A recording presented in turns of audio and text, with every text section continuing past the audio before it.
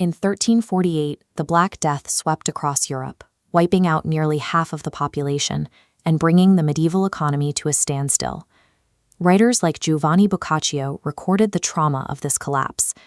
In his work, the focus shifted away from the distant promise of heaven and toward the immediate reality of human wit, physical desire, and the struggle to survive in this world.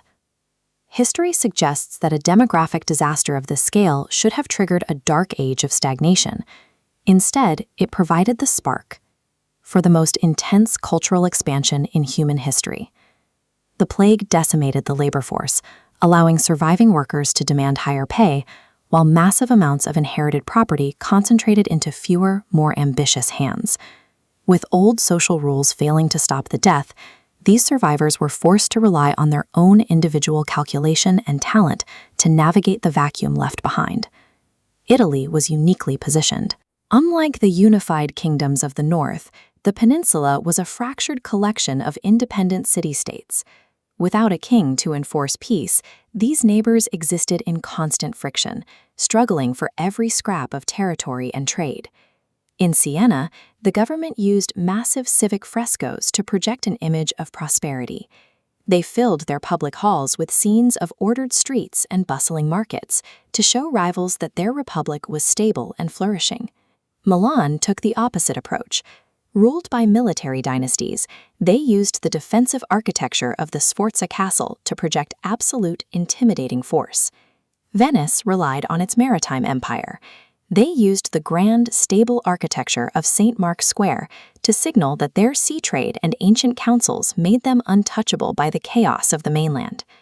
Because maintaining professional armies was incredibly costly and often unreliable, these cities looked for more efficient ways to dominate.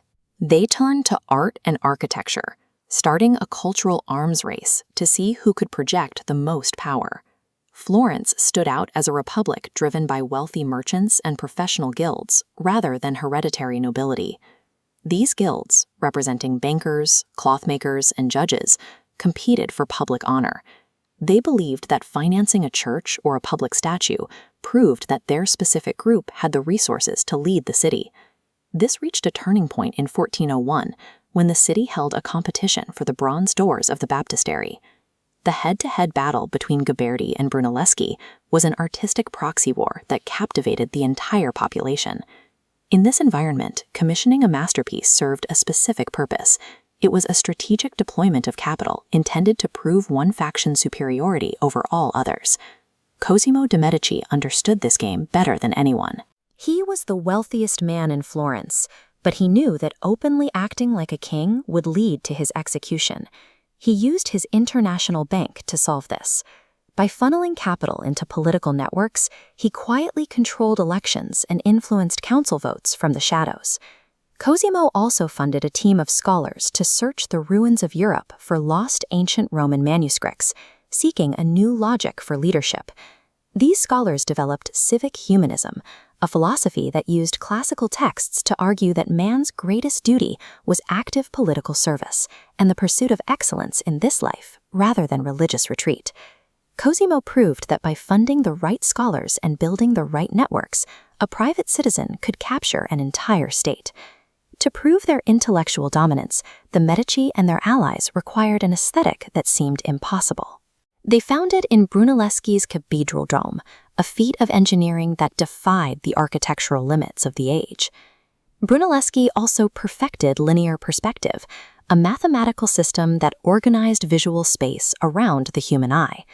This grid allowed artists to create an exact, measurable illusion of three-dimensional depth. Painters like Masaccio used this math to make religious stories feel more human. His figures were given physical weight and placed in realistic shadows, making them look solid enough to occupy the viewer's world. Donatello pushed this realism even further with his Bronze David. By reviving the classical nude, he projected an image of human confidence and agency that hadn't been seen in centuries.